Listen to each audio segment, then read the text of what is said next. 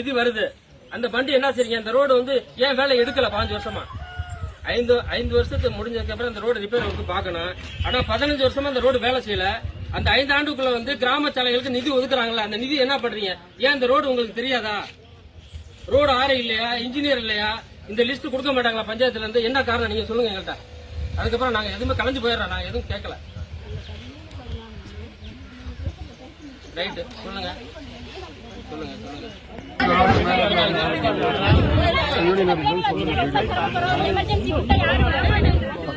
First இடம் என்ன பண்றேன்னு சொல்லுங்க மேடம்.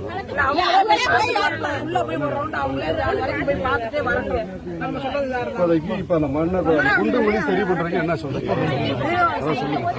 எலெக்ஷன் முடிச்சுதான் வரும்.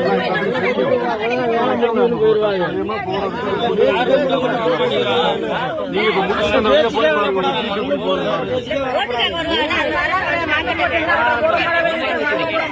கேட்டு உடனே இன்னைக்கு அதுக்கு ஏதாச்சும் வழி பண்ணுங்க. மக்கள்